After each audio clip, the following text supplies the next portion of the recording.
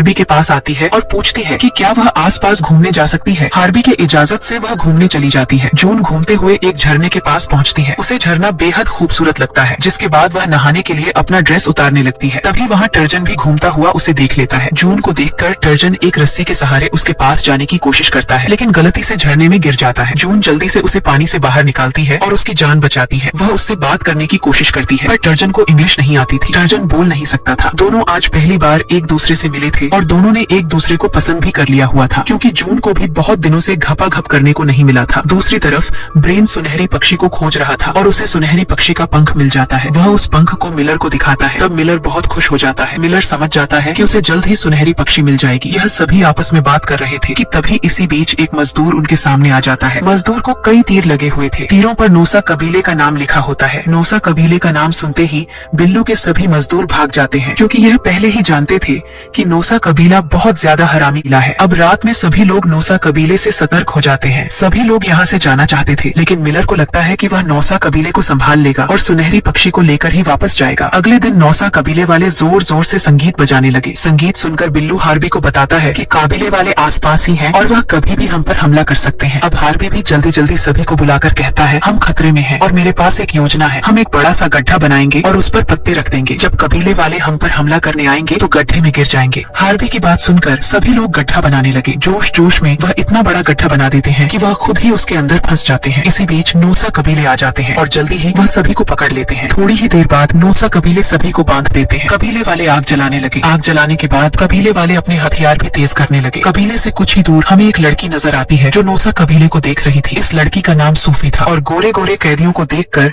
उसने कई लड़कियों को बुला लिया था। अब नोसा कबीले वाले जैसे ही इन्हें मारने वाले थे कि तभी सूफी उन पर हमला कर देती है। सूफी की टीम के पास तेज धार हथियार थे, जिससे डरकर पूरा नोसा कबीला भाग जाता है। अब सूफी कहने पर सभी को आजाद कर दिया गया। वह सभी को बताती है कि तुम्हें हमारे कबीले में चलना होगा। हार्बी उससे पूछता है कि तुम हमारे साथ क्या करोगी। इस पर सूफी बताती है कि हम सभी लड़कियां तुमसे प्यार करेंगे और तुम्हारे बच्चों की माँ बनेंगे। सूफी की बात सुनकर तीनों आदमी बेहद खुश हो गए। कुछ ही देर बाद सभी लोग सूफी के कबीले की तरफ बढ़ रहे थे। रास्ते में सूफी मिलर को अपने कबीले के बारे में बताती है। सूफी का कबीला नारी कबीला था। इस कबीले में सिर्फ सुंदरियां ही थी। इन सुंदरियों को श्राप था कि ये सिर्फ गोरे आदमियों से प्यार कर सकती है और उन्हीं के बच्चों की माँ बन सकती है। श्राप के कारण इस कबीले में सिर्फ बच्चियां ही जन्म लेती थी। कबीले का सरदार एक गोरा आदमी था, पर वह अब ओल्ड हो गया है और उसके पास अब ताकत नहीं बची थी। जल्द ही सभी लोग नारी कबीले में पहुंच जाते हैं। सभी लोगों का जोरदार स्वागत किया जाता है। इसके बाद मिलर से मिलने के लिए कबीले का सरदार आता है और यह सरदार मारिया का पति होता है। विलियम को जिंदा देखकर मारिया बेहोश हो जाती है। जब मारिया को होश आता है तो विलियम उसे बताता है कि उसके साथ